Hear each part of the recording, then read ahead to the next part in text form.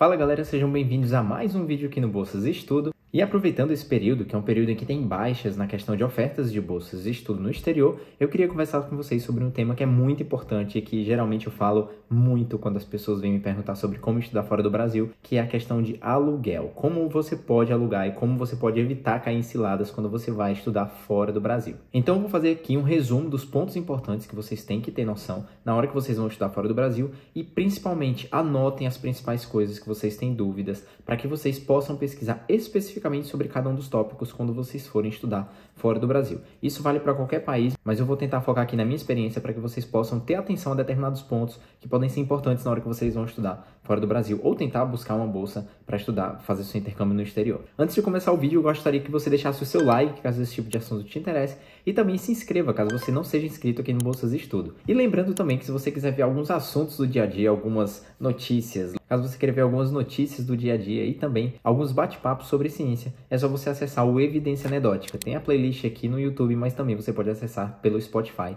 o nosso podcast que fala sobre notícias de ciência e atualidades. Então, se você tiver interesse e curiosidade de bater um papo sobre mim e ver um assunto um pouco mais descontraído semanalmente, é só você acessar o Evidência Anedótica. Pesquisa lá e deixa seu like, deixa seu comentário também. Falando sobre morar no exterior, a primeira coisa que a gente tem que ter em mente e que eu falo para a maioria das pessoas é que a realidade é bastante diferente das pessoas que buscam intercâmbio e que têm condições de pagar e daquelas pessoas que estão procurando por oportunidades que financiem tudo, ou seja, sua bolsa de estudo, né, a sua manutenção mensal, que financiem a sua viagem, que financiem boa parte do que compreende os gastos de estudar fora do Brasil. Por isso, principalmente pessoas que vêm de uma condição em que elas não têm tanto dinheiro assim para investir, é muito importante que a gente consiga utilizar o dinheiro da melhor forma possível e que a gente também não caia em ciladas. Então, às vezes, a gente tem que alinhar o tipo de bolsa de estudo que a gente precisa com os nossos objetivos acadêmicos ou nossos objetivos de formação. O que eu quero dizer com isso? Se você quer estudar em uma universidade que é muito renomada, provavelmente essa universidade também é muito cara. Porque fora do Brasil, mesmo as universidades públicas também são pagas. Você tem que pagar anuidades, mensalidades. É por isso que existe uma problemática muito grande com alunos na América do Norte e também na Europa com essa questão de pagamento das fianças, pagamento das mensalidades e anuidades das universidades públicas. Ao contrário do que muita gente quer tentar vender para você, que essas universidades são mantidas por esses financiamentos, isso é muito equivocado. Essas universidades são mantidas por uma série de incentivos estatais, mas ainda assim, isso não está excluindo os alunos que vivem no exterior e que vão fazer algum intercâmbio por lá. Então, quando você busca por uma bolsa de estudo, além do valor que a bolsa vai te dar, você tem que ter noção de como é a qualidade de vida e como é o custo de vida na região, na cidade que você vai morar. Pode ser que uma bolsa de estudo te ofereça 700 euros mensais, além da passagem, além das taxas da universidade. Só que, para morar nessa determinada cidade, possivelmente você vai ter que pagar entre 500 e 600 euros numa residência universitária ou até mesmo para dividir com outras pessoas. E isso torna quase inviável para muitas pessoas ir morar fora do Brasil sem ter uma reserva feita. E, apesar de que eu sei que eu não vou englobar todo mundo nessa minha fala, mas é importante que se você decidiu hoje querer estudar em algum momento da sua vida fora do Brasil, começa hoje a tentar separar um dinheiro único exclusivamente para isso. Eu não vou aqui fazer nenhuma especulação econômica de quanto você tem que juntar, mas junte de acordo com a sua realidade. Qualquer dinheiro que você consiga juntar é válido para você legalizar seus documentos, traduzir seus documentos, solicitar um passaporte. Então, tudo isso você tem que colocar em conta antes de chegar no seu destino. E é aqui que a gente vai começar a falar especificamente sobre alugar imóveis fora do Brasil. Como eu mencionei anteriormente, eu vou citar o meu caso, que foi o caso das 2 vezes que a gente veio estudar aqui na Espanha, e cidades específicas, para que você possa ter em mente mais ou menos como é que funciona. Alugar imóveis não é uma tarefa fácil para estudantes, porque geralmente são pessoas que estão em situação que não tem muitas garantias ali para dar, e você pode cair em determinadas ciladas porque existem algumas pessoas que vão por cima da lei na hora de cobrar algumas garantias. Alguns países limitam a quantidade, por exemplo, de ingressos que você tem que dar, de caução que você dá ou de fiança, no caso aqui da Espanha. Então, existem algumas leis que impedem que você dê a partir de X cauções. Então, o ideal é que você tenha condições de financiar na hora que você chega no país entre 2 ou 3 cauções, porque algumas taxas de imobiliária você também tem que pagar. E aí, por isso é muito interessante que você tenha esse dinheiro reservado antes de chegar. Ah, mas a bolsa vai me pagar? Muitas bolsas só pagam o valor da bolsa depois que você chega no país. Se é uma daquelas bolsas que te dá um financiamento único, ou seja, tem 3 mil, 5 mil, 10 mil dólares, 10 mil euros e vai te pagar isso de uma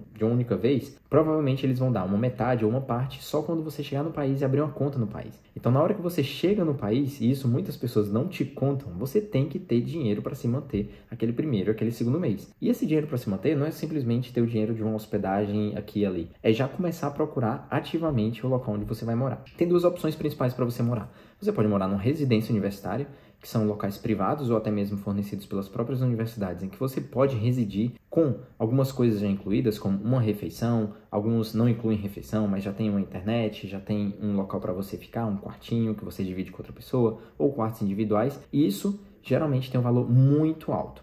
Quando não tem um valor muito alto, quando é algo com um valor um pouco mais acessível, geralmente essas residências não têm vagas disponíveis para qualquer pessoa. Então você fica numa lista de espera muito grande e você acaba tendo que dividir apartamentos comuns na cidade em que você mora. O ideal é que você divida apartamentos com pessoas, enfim, que você já conhece, mas se você não conhecer, busque sempre por opções que você possa ter menos danos possíveis durante o seu período de estudo, porque isso pode influenciar todo o seu intercâmbio. O que acontece? Se a cidade for muito turística, como foi Cádiz quando eu estudei, como foi Alicante quando eu estudei na primeira vez, como foi Cádiz que a gente estudou na segunda vez, existe uma grande especulação imobiliária. Se você vem estudar na Espanha, possivelmente grande parte das cidades que você for estudar, ou das principais universidades, terá uma grande especulação imobiliária envolvendo a questão de aluguéis e de turismo. Então, uma das coisas que você tem que ter em mente, especificamente para a Espanha, e talvez muitos países da Europa que tenham cidades litorâneas, cidades que são muito visitadas durante o verão, é que os aluguéis eles são do período de setembro até junho, como máximo. Então, de junho até agosto, você tem que procurar outro lugar ou tem que sair de lá, ou simplesmente voltar para sua terra natal. Sim, é assim que funciona porque eles alugam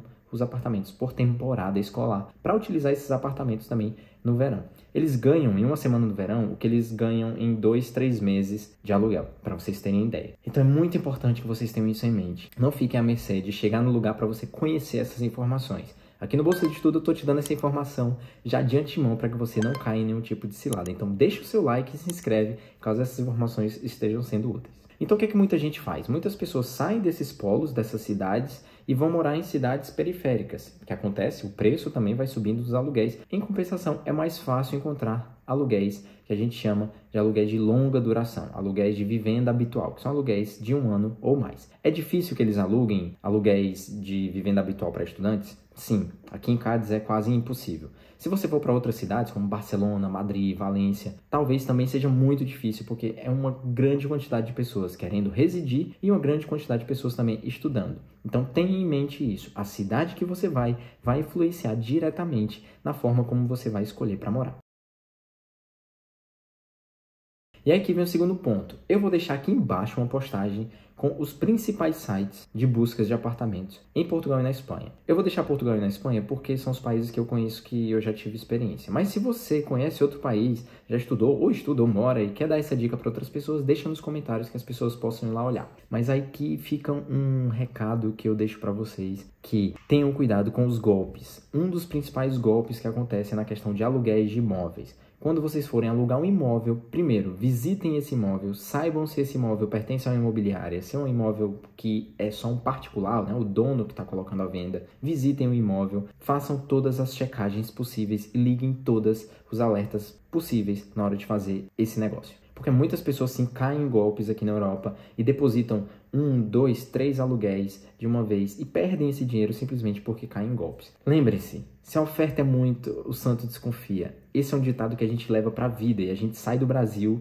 sabendo que existe esse tipo de coisa e chega aqui e acha que isso aqui é um conto de fadas e não é. Então, quando você entrar em algum desses sites que eu deixei na postagem que tem aqui embaixo, você vai ver que alguns imóveis vão colocar algumas informações que são muito importantes que você tem que ter em mente na hora que você vai alugar um imóvel para estudar no exterior. A primeira é o preço. Confira se esse imóvel está com preço razoável comparado com outros imóveis. A segunda é a localização. Se ele está numa localização muito boa e está com preço muito baixo, tem alguma coisa aí. Ou não é um imóvel inteiro, ou ele está alugando apenas um quarto. Então fiquem ligados com esse tipo de coisa. A terceira coisa é se é um imóvel por temporada ou não. Porque se você vai preparado para passar mais de um ano, é importante que você encontre um apartamento que alugue por temporada anual, não por temporada escolar, porque senão você vai ter que tirar todas as suas coisas, passar 3 meses de verão em algum outro lugar pagando muito mais caro e depois procurar outro apartamento. Se você não tem essa possibilidade, lembra-se que os apartamentos aqui, a maioria das pessoas fazem assim. E por último, mas não menos importante, nunca alugue sem antes ir visitar. Ou que você tenha alguém que já mora lá e vá visitar para você e confirme que está tudo ok, beleza? São coisas que você tem que fazer porque sim, existem diversos golpes que as pessoas caem.